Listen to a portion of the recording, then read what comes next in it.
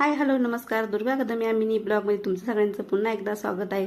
पण स्वागत आहे संध्याकाळच्या 10 वाजता, कारण आता संध्याकाळचे 10 वाजले आहेत आणि आज आहे आमच्या लग्नाचा वाढदिवस. आणि हे वाढदिवस हा वाढदिवस आहे तो आम्ही चक्क विसरलो होतो. मी तर विसरले, हे पण विसरले, आम्ही दोघंचे दोघं विसरले, आमची पोरं देखील विसरली की आज आपल्या मम्मी पप्पाची अॅनिव्हर्सरी आहे किंवा लग्नाचा वाढदिवस आहे. तर माझ्या भावाला लक्षात होतं का कुठून कळलं किंवा काही मला माहीत नाही, पण माझ्या भावानी संध्याकाळी 4-5 वाजता सांगितलं पोरांना की अरे मम्मी पप्पाची अॅनिव्हर्सरी आहे आणि तुम्ही का स्टेटस ठेवलं नाही, काय नाही, तुम्हाला लक्षात नाही का. त्यावेळेस माझी पोरगी मला म्हणते की मम्मी तुमची अॅनिव्हर्सरी आहे का आज, आणि मग माझ्या लक्षात आलं की आज अॅनिव्हर्सरी आहे.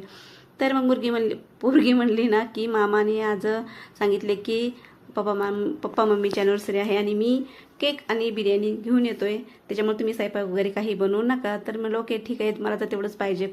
स्वयंपाक ज्या बायकांना जर स्वयंपाक करू नको म्हटलं तर किती छान आणि किती आनंद होतो, तुम्हाला सगळ्यांना माहिती आहे लेडीजला. तसंच मला पण खूप छान आनंद वाटला. आणि मी हा ड्रेस आहे तो मी असाच घेतला होता आत्ताच मध्ये माहीच्या बड्डेसाठी. तर तो ड्रेस मी पण घातला आणि सुमितनी एक शर्ट आणून ठेवला होता अगोदर, तो पप्पांना गिफ्ट केला. तर असं आमचा अॅनिव्हर्सरी. आणि आम्ही 4 आणि माझा भाऊ आणि भाऊजी असे 6 जणांनी छोटीशी पार्टी केली. आणि ह्या पार्टीमध्ये माही येऊ शकली नाही, कारण संध्याकाळी 10 वाजून गेलेल्या आणि माही झोपली असन, तिच्या घरच्यांचं जेवण झालं असन, झोपली असेल ह्या विचाराने आम्ही त्यांना फोन पण नाही केला आणि ती काही येऊ शकली नाही. त्यामुळे आम्ही माहीला खूप मिस केलेलं आहे. तर चला आता बघा, ही छान मस्त अशी बिर्याणी आणलेली माझ्या भावाने, खूप सुंदर, खूप छान टेस्ट होती त्याची.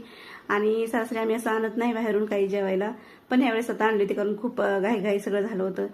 तर असं करून आम्हाला खूप उशीर झाला जेवायला. 11:30 पावणे 12 वाजले आमचे जेवण संपायला.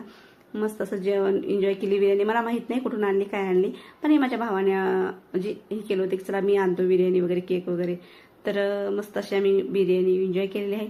पण तुमच्या पण बाबतीत असं होतं का की तुम्ही पण कधी तुमचा बर्थडे किंवा तुमचा लग्नाचा वाढदिवस विसरता का, हे मला कमेंट करून नक्की सांगा.